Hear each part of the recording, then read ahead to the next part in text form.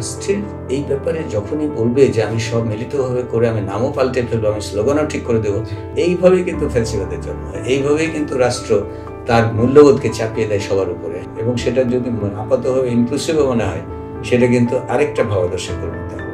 এটা সম্রাট আকবরের দিনে ইলাহির মতো, যে ঠিক আছে আলাদা আলাদা ধর্ম আছে, কিন্তু আমি সেই ধর্মগুলোকে মিলিয়ে আমি একটা দিনে ইলাহি করলাম, তার মানে আরেকটা ভাবাদর্শ, একটা রিলিজিয়ান আমি তৈরি করলাম। ডক্টর সঞ্জিদা খাতুনের যে অন্ত্যেষ্টিক্রিয়া নিয়ে একটা বিতর্ক, ছায়ানটের মতো প্রতিষ্ঠানগুলো, যে প্রতিষ্ঠান কেন্দ্রিক এই ঘটনাটা ঘটেছে, এই প্রতিষ্ঠানগুলোতে আসলে প্রচুর অর্থ বিনিময় রাষ্ট্রের হয়েছে, রাষ্ট্রের একটা হাতিয়ার হয়ে গেছে। এই যে সাম্প্রতিক ঘটনাগুলো, তো তাদের যে ভূমিকাগুলো প্রশ্নবদ্ধ হয়ে গেছে।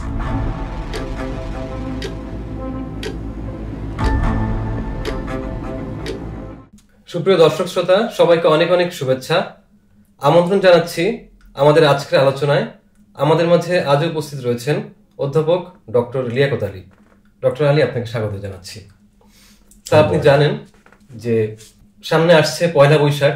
পয়লা বৈশাখ নিয়ে অনেক ধরনের বিতর্ক জন্ম দিয়েছে, যেটার মধ্যে আছে যে এইবার সরকারের তরফ থেকে একটা ইনক্লুসিভ অনুষ্ঠানের আয়োজন হচ্ছে, নাম নিয়ে একটা বিতর্ক হচ্ছে, এবং রাষ্ট্রের কাজ নিয়েও হচ্ছে একটা কথা চলছে। এইসব সার্বিক বিষয় নিয়ে আপনার কি মতামত? ধন্যবাদ আপনাকে। বিষয়টি অত্যন্ত আসলে গুরুত্বপূর্ণ, এবং এই বিষয়ে আমাকে সুযোগ দেওয়ার জন্য ধন্যবাদ। কারণ এখানে আমি যতদূর দেখেছি যে রাষ্ট্র বেশ এগিয়ে এসছে ব্যাপারে। হ্যাঁ, যে সংস্কৃতি মন্ত্রণালয় এবং তার যে উপদেষ্টা, তিনি নিজে উদ্যোগী হয়েছেন, এবং সেটি গণতন্ত্রের যে আমাদের যে ছাত্র জনতার গণ অভ্যুত্থান আগস্টের 2024-এর, সেই সূত্র ধরে তিনি যেভাবে বলছেন যে এটা আরও ইনক্লুসিভ হতে হবে, যেহেতু বহুত্ববাদ গণতন্ত্রের একটা বৈশিষ্ট্য, কাজে আমাদের এই ধরনের অনুষ্ঠান আরও অংশগ্রহণমূলক হতে হবে ইত্যাদি তিনি বলছেন। কিন্তু একই সঙ্গে আবার যারা উদ্যোগ নিয়েছিল এই কয়েক বছর, যারা এটার সংগঠক ছিল, যেমন যে একটা বিশেষ ব্যাচের ছাত্রছাত্রীরা চারুকলার, তারা কিন্তু প্রত্যাখ্যান করেছে। হ্যাঁ, এটা তারা করতে চাচ্ছে না। আবার অনেকেই কিন্তু সংস্কৃতি মন্ত্রণালয়ের মাননীয় উপদেষ্টাকে বেশ বাহবা দিচ্ছেন। হ্যাঁ, মানে তারা প্রশংসাও করছেন, এবং সত্যি উনি অনেকেই প্রশংসার পাত্র হয়ে উঠেছেন। তো এই বিষয়টা তাহলে কেন আপত্তি কি আছে যে বহুত্ববাদ উনি বলবেন বা সেভাবে প্রমোট করবেন? তো একদিক থেকে চিন্তা করলে সত্যি সত্যি উনি প্রশংসা, ওনার ইন্টেনশন বা ইচ্ছা, সেটাকে আমি সম্মান হয়তো করেই আমি কথা বলবো, যে ইচ্ছা হয়তো মহৎ, কিন্তু আসলে যে গণতন্ত্র এবং তার যে বেসিক ফিলোসফিক্যাল ভিত্তি, যে লিবারালিজম, সেই লিবারালিজমের দিক থেকে চিন্তা করলে বিষয়টা কি সঠিক কিনা, এটা ব্যাপারটা বুঝতে হবে। এবং সেখানে আসলে তার রাষ্ট্রের দায়িত্ব কি, ব্যক্তির দায়িত্ব কি, এবং এই ক্ষেত্রে কি করণীয়, এই বিষয়গুলো নিয়ে আসলে স্পষ্ট ধারণা হলে ভালো হয়। হ্যাঁ, তাহলে সমাজে আসলে এই যে বিভক্তিগুলো এবং অনাকাঙ্ক্ষিত বিভক্তি, এটা থেকে হয়তো কিছুটা রক্ষা পাওয়া যায়। তা আমাদেরকে আসলে মৌলিক বিষয়ে যেতে হবে। আসলে হয়েছে কি, যে যখনই কোনো অনুষ্ঠান বলি, ঘটনা বলি, ইভেন্ট বলি বা কোনো কিছু, তার সঙ্গে যে অতিরিক্ত মূল্যবোধ যুক্ত হয়, তখন সেই বিষয়টাকে এক ধরনের ভাবাদর্শে পরিণত হয়। হ্যাঁ, এবং আমরা আগেও আলাপ করেছি যে আসলে একটা ডেমোক্রেটিক রাষ্ট্র যেটা লিবারালিজমের উপর ভিত্তি করে গড়ে ওঠে, সে কিন্তু বহুত্ববাদকে তার, আমাদের আসলে লিবারালিজমে সিভিলিটি যেটা সভ্যতা, তার একটাই ডেফিনিশন, সেটা হলো যে বহুত্ববাদকে স্বীকার করা এবং বহুত্ববাদকে সম্মান করতে শেখা। তাহলে রাষ্ট্র স্বাভাবিকভাবে সে কাজটা করবে। তো সেই কাজটা করতে গিয়ে সে কি কোনো বিশেষ ভাবাদর্শ তৈরি করে দেবে? আবার এটাই হচ্ছে পার্থক্য। সে কিন্তু বিশেষ ভাবাদর্শ তৈরি করা রাষ্ট্রের দায়িত্ব না, কারণ যেই মুহূর্তে সে বিশেষ ভাবাদর্শ তৈরি করতে যাবে, সেই মুহূর্তে কিন্তু সে নিজস্ব একটি ভাবাদর্শকে চাপিয়ে দেওয়ার চেষ্টা করবে, এবং সেটা যদি আপাতভাবে ইনক্লুসিভও মনে হয়, সেটা কিন্তু আরেকটা ভাবাদর্শে পরিণত হবে। এটা সম্রাট আকবরের দিনে ইলাহির মতো, যে ঠিক আছে আলাদা আলাদা ধর্ম আছে, কিন্তু আমি সেই ধর্মগুলোকে মিলিয়ে আমি একটা দিনে ইলাহি করলাম, তার মানে আরেকটা ভাবাদর্শ, একটা রিলিজিয়ান আমি তৈরি করলাম। কিন্তু হ্যাঁ, মনে হবে ইনক্লুসিভ, আমার সবার সাথে সবাইকে বসানো এক জিনিস, কিন্তু যখন আমি অনেক আদর্শকে মিলিয়ে একটা আদর্শ বানাবো, আমি একটা খিচুড়ি, তার প্রোডাক্টটা কিন্তু আলাদা হয়ে গেল। ভাত তরকারি আলাদা আলাদার মতো থাকলো না, খিচুড়ি কিন্তু একটা আলাদা আইটেম তৈরি হয়ে গেল। হ্যাঁ, তো এই ক্ষেত্রে আসলে বুঝতে হবে যে রাষ্ট্র যে বহুত্ববাদকে সম্মান করে, তার মানে এই নয় যে সবগুলো মিলিতভাবে আমি আরেকটি কিছু বানাবো, তা কিন্তু নয়। আসলে সবাই আলাদা আলাদা থাকবে এবং সেই আলাদা থাকার অধিকারকে আমি স্বীকৃতি দেব। এবং ব্যক্তি, এমনকি একটা ব্যক্তি একা আলাদা থাকতে পারে একটা ভাবদর্শন নিয়ে, গণতন্ত্র এরকম এত অধিকার দিতে হবে। এবং সেই ব্যক্তি যদি গোষ্ঠী গঠন করে, এই যে রাইট টু অ্যাসেম্বলি, হ্যাঁ, এক ধরনের সংগঠন করার অধিকার, এটাও কিন্তু গণতন্ত্রের বড় অধিকার। এবং সেখান থেকে সংগঠনগুলো যদি আরো বড় আকারে রাষ্ট্রীয় মাত্রায় হতে পারে, আন্তর্জাতিক জাতীয় মাত্রায় হতে পারে। আমরা আগের দিন আলাপ করেছি লিমিটটা কোথায়। লিমিটটা হচ্ছে সেই সংগঠন যদি বলে যে আমি গণতন্ত্রকে হত্যা করব, আমি গণতান্ত্রিক পদ্ধতিতে চাই না, তাহলে ওখানে কিন্তু রাষ্ট্র বলবে না, তোমার এই অধিকারটাকে শুধু আমি দিব না, কারণ আমার মৌলিক ভিত্তি হচ্ছে যে প্রত্যেকের অধিকারকে আমি স্বীকৃতি দেব এবং সেই ভিত্তিতে রাষ্ট্র। তুমি যদি পরিবর্তন করতে চাও, একমাত্র এটা বিপ্লব ছাড়া পরিবর্তিত হবে না।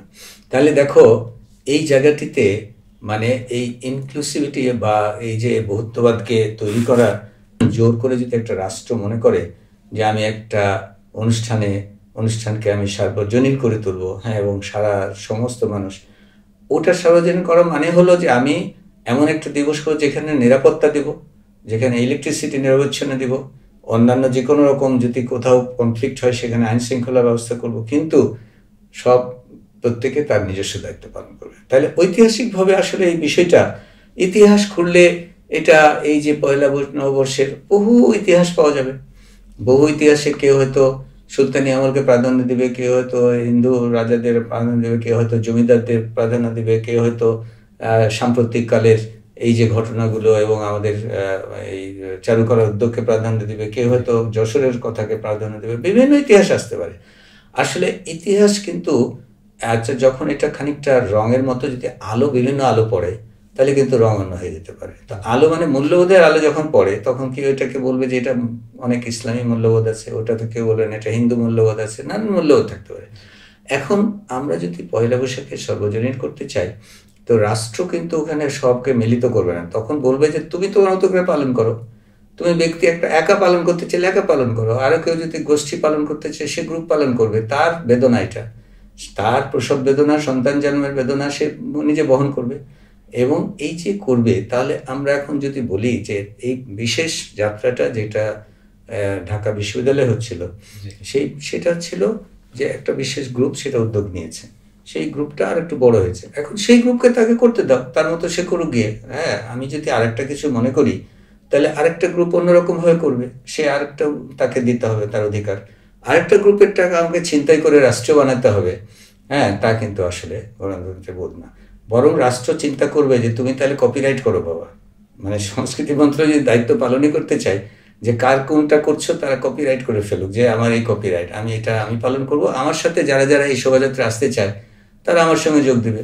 আরেকজন যদি করতে চায় আরেকজন যোগ দিবে, আরেকটা জায়গা থেকে আরেকজন করবে, তার মতো করে করবে, বাউলরা হলে তার মতো করে করবে, আমার কৃষকরা তার মতো করে করবে, আমার হিন্দু জনগণ ভাই বোনেরা তার মতো করে করবে, আমার চাকমা ভাইরা তার মতো করবে, মুসলমান ভাই বোনরা তো করবেই, তাই না? তো এই যে বোধটা, এটা কিন্তু দেখো ঈদের সঙ্গে কিন্তু এগুলো তুলনীয় না। কারণ এটা হলো কি যে ঈদ বা পুজো, এটা একটা অপারেশনাল ডেফিনেশন সম্ভব, যে কোন রিলিজিয়ন, সেই রিলিজিয়নের ফিক্সড কিছু ডকুমেন্ট আছে, সেই ডকুমেন্টের ভিত্তিতে এটা কিন্তু অপারেশনাল ডেফিনেশন আছে। যে মুসলমানদের খুব সামান্য কিছু, কেউ একদিন পরে কম বেশি করতে পারে, তার কিছু হয়তো ভ্যারিয়েশন আছে, কিন্তু তার বেসিক কতগুলো কিন্তু মৌলিক বিষয় রয়েছে, যে ঈদের নামাজ হতে হবে, জামাত হতে হবে, সেটা কিন্তু এত ভ্যারিয়েশন সম্ভব না। হ্যাঁ, সেখানে কিন্তু পুজোরও কিন্তু যে একটা দশমী কবে হবে 10 দিনের জায়গায় 11 দিন করতে পারবে না, কারণ ওটা কিন্তু অপারেশনাল ডেফিনেশন আছে।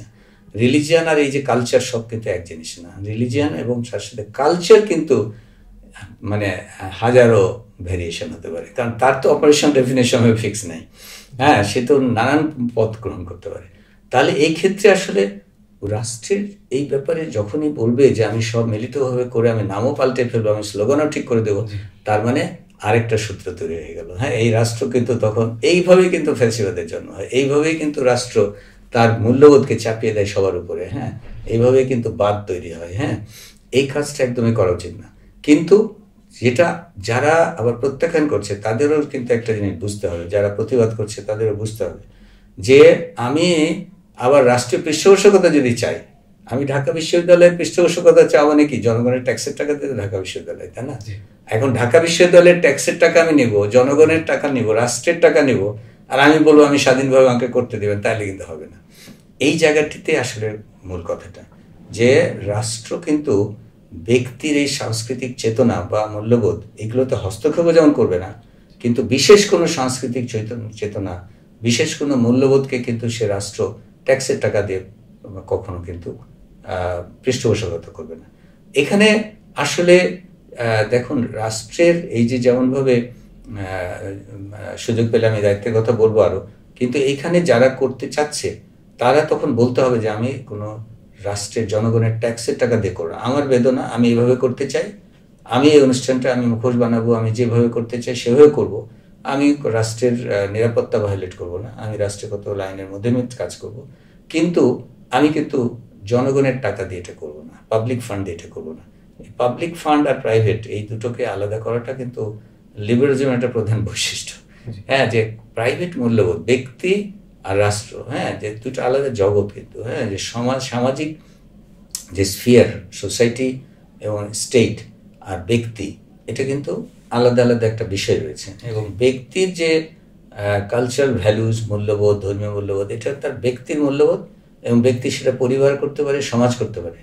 তাহলে আমাদের এই যে দুটো পার্থক্য, যেটা আমি রাষ্ট্রে টেনে নিয়ে আসবো না, আমার ব্যক্তিগত সাংস্কৃতিক মূল্যবোধ, আমার রাষ্ট্রীয় মূল্যবোধ, ধর্মীয় মূল্যবোধ, এটা আমি রাষ্ট্রে অন্যের ওপর হস্তক্ষেপ করব না। হ্যাঁ, রাষ্ট্র তার মতো করে আলাদাভাবে তৈরি করবে তার বিধিবিধান।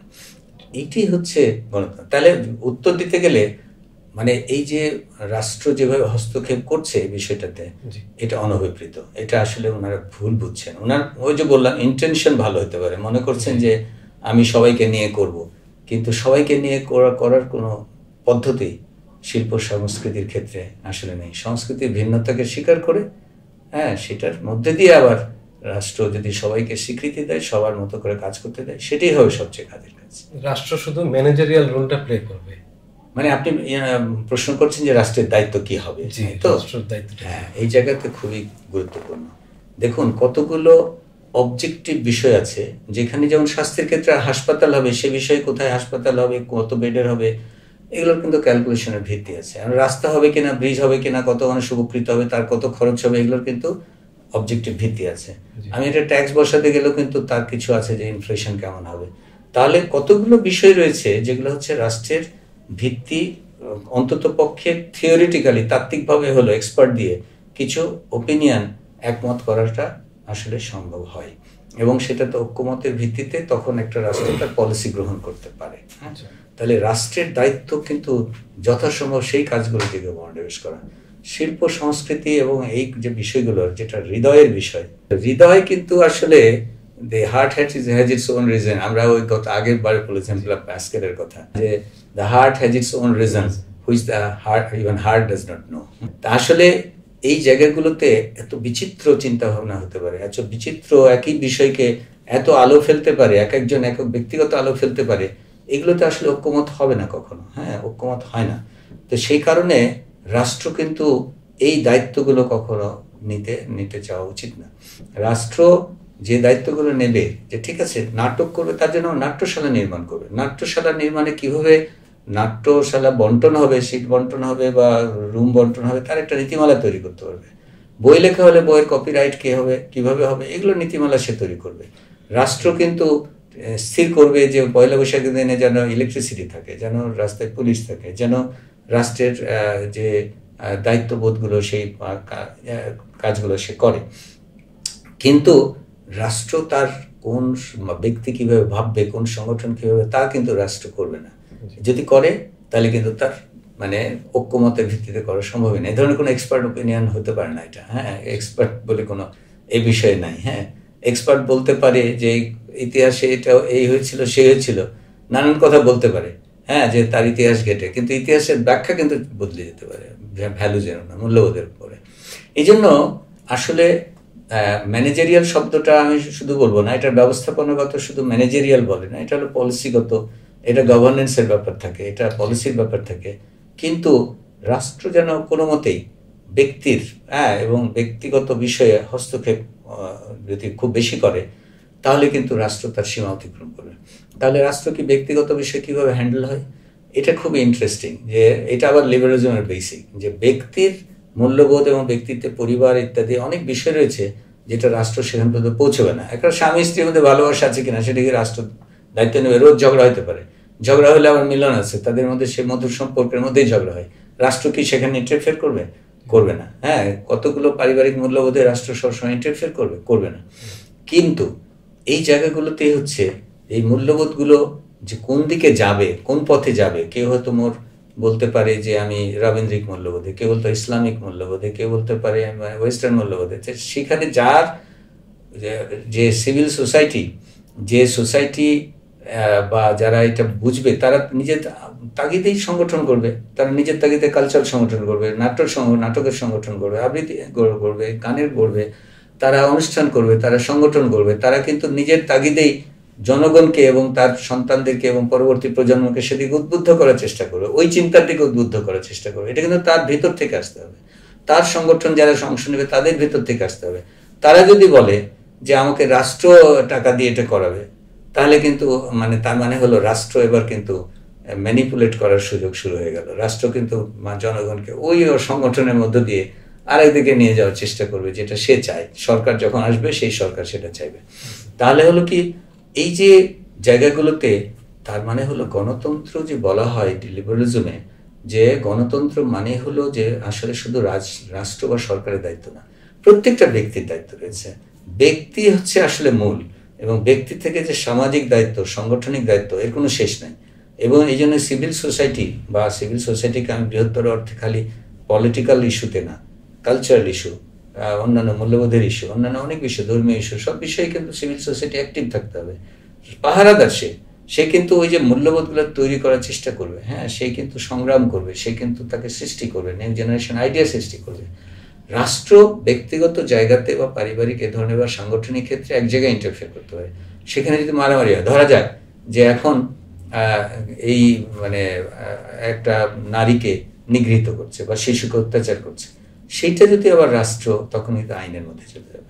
ওটা কিন্তু আর ভালোবাসার মধ্যে থাকলো না। হ্যাঁ, যে ভালোবাসা ফ্যামিলিতে মার দিলাম বা করলাম, এটা কিন্তু না। হ্যাঁ, এই জায়গাটাতে কিন্তু তখন আইনের বিষয় চলে আসতেছে। হ্যাঁ, যে ওই জায়গাটিতে রাষ্ট্র প্রয়োজনে কিন্তু ইন্টারফিয়ার করতে পারবে। হ্যাঁ, এটা হচ্ছে রাষ্ট্রের ওই সীমাতে কিন্তু সে তখন হস্তক্ষেপ করছে। কিন্তু সেটা তাহলে রিপোর্টেড হতে হবে, অথবা রাষ্ট্রের ভিজিলেন্স থাকতে হবে, যে কোনো এমন একটা পদ্ধতি থাকবে যেখানে রিপোর্টিং এর ব্যবস্থা রাষ্ট্র নিজেই জানবে যে এটা নারী নির্যাতন হচ্ছে। এবং সেইখানে আবার সিভিল সোসাইটি কিন্তু শুধুমাত্র রাষ্ট্রের কাছে অভিযোগ করবে না, সে কিন্তু মূল্যবোধ তৈরির চেষ্টা করবে। কেমন? তাহলে দেখুন, রাষ্ট্রের দায়িত্বটা কিন্তু হচ্ছে ওই জায়গাতে, শুধু যে নিছক ম্যানেজেরিয়াল বলতে যে দৈনন্দিন কাজ তা না, ওর পলিসি, ওর মূল্যবোধ। হ্যাঁ, সেই ক্ষেত্রে কিন্তু কতগুলো কাজ রয়েছে। আবার ওই যে সাংগঠনিক কাজগুলো করছে, এই সংগঠনগুলোকে সে কিন্তু রাষ্ট্রের টাকা দিয়ে পেশাগত করবে না, কিন্তু তার অপারেশনের জন্য এনভায়রনমেন্ট, পরিবেশ, এবং সে যাতে নির্বিঘ্নে কাজ করতে পারে, তাকে যাতে অন্যরা বাধা না দেয়, অন্যরা যাতে একটা গ্রুপ যেন তার উপর ডমিনেন্স তৈরি করার জন্য অত্যাচার না করে, সে বিষয়টা কিন্তু নিশ্চিত করবে রাষ্ট্র। কিন্তু রাষ্ট্র কোনো মতেই এই বিশেষ কোনো মতবাদ বা সব মতবাদ মিলিয়ে আরেকটি মতবাদ তৈরির চেষ্টা, এটা কিন্তু বৃথা চেষ্টা। এটা কিন্তু আখেরে ভালো ফল না, মিলবে না। স্যার, আরেকটা অন্য প্রসঙ্গে যদি যাই, কিছুদিন আগে ডক্টর সঞ্জিদা খাতুনের যে অন্ত্যেষ্টিক্রিয়া নিয়ে একটা বিতর্ক বা অনেক কথা হয়েছে, সেই বিষয়ে আপনার মতামত কি? এই বিষয়গুলোর সঙ্গে এই যে এতক্ষণ আলাপ করলাম, এটা কিন্তু অত্যন্ত জড়িত। হ্যাঁ, যে একটা ব্যক্তি যদি ইচ্ছা পোষণ করে যে আমি আমার মৃত্যুর পরে আমার দেহ কিভাবে হবে, সে যদি ইচ্ছা পোষণ করে যায়, এবং সে যদি সেটা রাষ্ট্রের কোনো যেটাকে বলে গণতন্ত্রের ভিত্তিকে নাড়িয়ে না দেয়, গণতন্ত্র বাতিল করার জন্য সে যদি না বলে, তাহলে এটা তার ব্যক্তিগত ব্যাপার। এবং ব্যক্তি যদি তার কোনো একটা গোষ্ঠী তৈরি করতে পারে, যে গ্রুপ তৈরি করে, যে গ্রুপটা তাকে সেইভাবে তার মতো করে চিন্তা করে, সেই গ্রুপ তার মতো করবে। এটা ওই যে রাষ্ট্রের কিছু এর ভিতরে যায় আসে না, বরং ওই যে এই গ্রুপটা যখন কাজ করছে তাকে তার স্বাধীনভাবে কাজ করতে হবে। অন্যরা যদি অন্যভাবে করে যেমন, তো তাকেও তার মতো করতে দিতে হবে। অন্যরা করলেও বাধা দেওয়া যাবে না, এটা করলেও বাধা দেওয়া যাবে না। হ্যাঁ, কিন্তু এখানে একটা কথা রয়েছে যে এই জায়গাতে ছায়ানটের মতো প্রতিষ্ঠানগুলো, যে প্রতিষ্ঠান কেন্দ্রিক এই ঘটনাটা ঘটেছে, এই প্রতিষ্ঠানগুলোতে আসলে প্রচুর অর্থ বিনিময় রাষ্ট্রের হয়েছে। অর্থ, জায়গা, বিল্ডিং থেকে শুরু করে রাষ্ট্রের মানে মানে আমরা যদি গত 50 বছর দেখি, একটা তখন হচ্ছে কি এই এই ধরনের প্রতিষ্ঠান, শুধু এই যে মানে ছায়ানট বলে না, এই ধরনের অনেক সংগঠন এবং প্রতিষ্ঠান তখন রাষ্ট্রের একটা হাতিয়ার হয়ে গেছে। রাষ্ট্র বলতে সরকারের, হ্যাঁ, একটা বিশেষ সরকারের হাতিয়ার হয়ে গেছে, তখন প্রচার বাহনে পরিণত হয়েছে।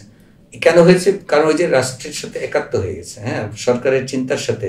রাষ্ট্র বলতে যখন রাষ্ট্রের ক্ষমতায় যারা আছে তাদের সঙ্গে ক্ষমতার সাথে একাত্ম হয়ে গেছে, এবং সাথে ক্ষমতার সাথে একাত্ম হতে এই যে সাম্প্রতিক ঘটনাগুলো, তো তাদের যে ভূমিকাগুলো প্রশ্নবিদ্ধ হয়ে গেছে, হ্যাঁ, মানে প্রতিষ্ঠান প্রশ্নবিদ্ধ হয়ে গেছে, ব্যক্তি প্রশ্নবিদ্ধ হয়ে গেছে। ফলে যেটা হয়েছে যে রাষ্ট্র তখন সুযোগ পেয়েছে বলার যে তুমি এই প্রতিষ্ঠানে বসে এই কাজ করছো কেন, মানে যেহেতু রাষ্ট্রের অর্থ, রাষ্ট্রের স্থান, রাষ্ট্র জায়গা দিয়েছে, রাষ্ট্র গঠন করেছে, বা সরকার তখন যে পাওয়ারে আছে সে তখন সুযোগ পেয়ে গেছে। এই সূত্রে কিন্তু এই প্রতিষ্ঠানগুলোকে এখন নিজের সীমাবদ্ধতা বুঝতে হবে যে আমরা কি করেছি এত বছরে।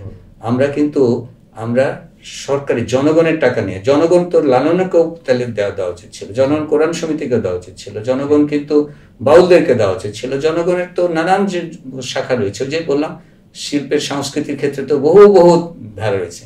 এই যে মঙ্গল শোভাযাত্রা বা আনন্দ শোভাযাত্রা যাই বলি, এখানে যেমন বলা হচ্ছে যে আমরা এই সংগঠনগুলোকে ডেকেছি, বাংলাদেশের বাইরে কত অজস্র সংগঠন রয়েছে, সবাইকে ডাকা সম্ভব? কোনো মতেই সম্ভব না।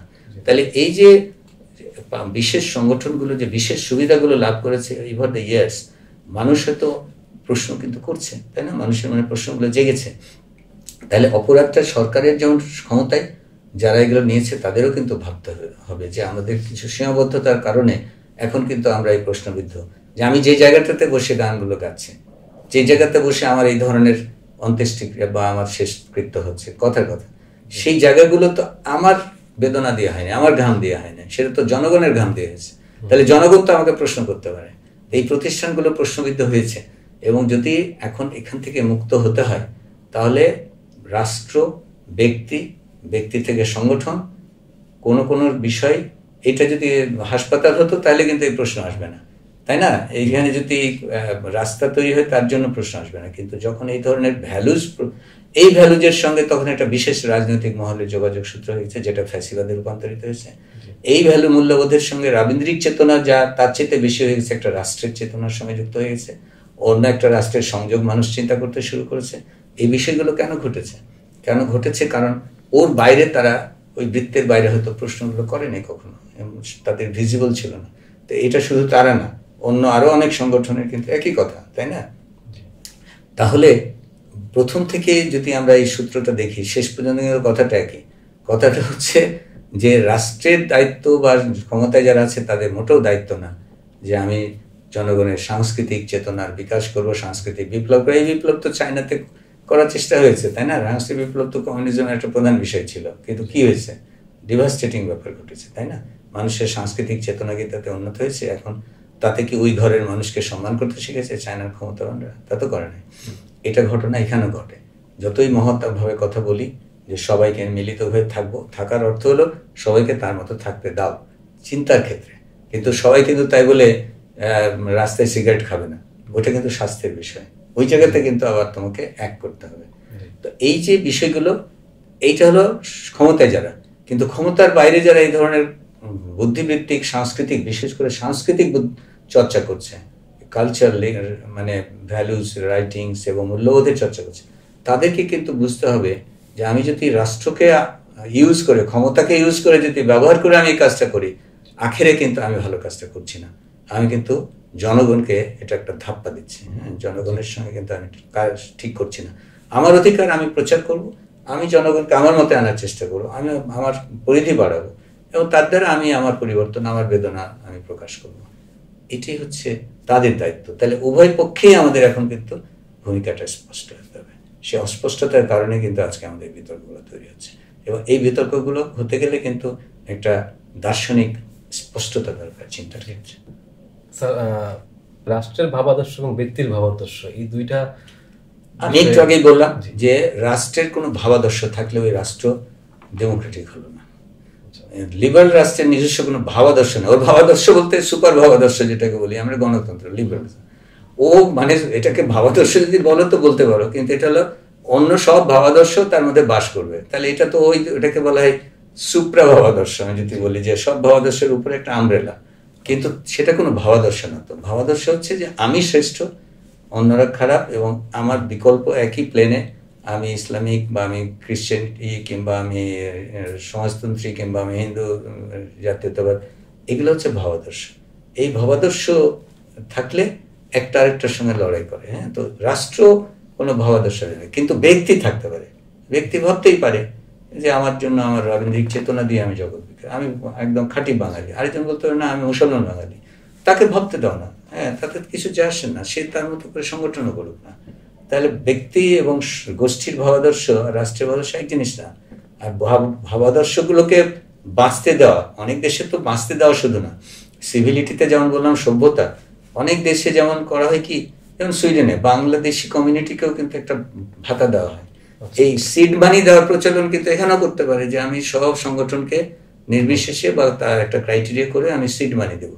সিড মানি দেওয়া অন্য জিনিস, কিন্তু আমি যখন একটা জায়গা বিশেষ প্রতিষ্ঠানকে ঢেলে দেবো আর অন্য প্রতিষ্ঠানকে আমি সারা বছর রবীন্দ্রসঙ্গীত সম্মেলন করব, কিন্তু অন্য কোনো গজলের সমিতিকে আমি দিব না, কথা লালনের সমিতি দিব না, তখন হলো কি, এইগুলো হচ্ছে তার মানে আমি একটা বিশেষ ভাবাদর্শকে লালন করছি।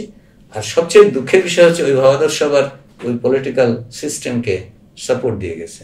এটি হচ্ছে বিপজ্জনক। এই বিপদ থেকে উভয় পক্ষকে বুঝতে হবে, যারা এই ভাবাদর্শের কালচার অ্যাক্টিভিটি করেছে তারা যে সব ডিজনেস অসত্য তা তো না। তারা তো ব্যক্তিগত জীবনে, ডক্টর সঞ্জিদা খাতুন ব্যক্তিগত জীবনে তো অনেক কিছু তিনি স্যাক্রিফাইস করেছেন, কিন্তু এই যে ভাবাদর্শ এবং দার্শনিক যে বিভ্রান্তি এবং রাষ্ট্রের ক্ষমতার সঙ্গে যে কিভাবে নিজেকে দূরে থাকতে হয়, আর নিজে দূরে থাকলেই তো হলো না, সংগঠনকেও দূরে থাকতে হয়। তার ভাবাদর্শ যেন ওই ধরনের কোনো একটা রাষ্ট্রীয় শক্তিকে যদি সমর্থন করে, সেটা যেন আবার জনগণের ট্যাক্সের টাকা না হয়, সে বিষয়গুলো স্পষ্ট না থাকলে সেই জায়গাগুলোতে বিভ্রান্তি তৈরি হয়ে গেছে। কাজে ওদেরকে বুঝতে হবে যে আমরা এখন থেকে কিভাবে চলবো, আর রাষ্ট্রকে বুঝতে হবে, ক্ষমতায় যারা তাদেরও বুঝতে হবে যে আমরা ব্যক্তির আদর্শ ভাবাদর্শ, রাষ্ট্রের ভাবাদর্শ, রাষ্ট্রের কোনো ভাবাদর্শ থাকলে ওই রাষ্ট্র ডেমোক্রেটিক থাকে। ধন্যবাদ স্যার। ধন্যবাদ। সুপ্রিয় দর্শক শ্রোতা, আমাদের আলোচনা শোনার জন্য সবাইকে অনেক অনেক ধন্যবাদ এবং কৃতজ্ঞতা। আবারও দেখা হবে নতুন কোনো বিষয় নিয়ে। সবাই ভালো থাকবেন।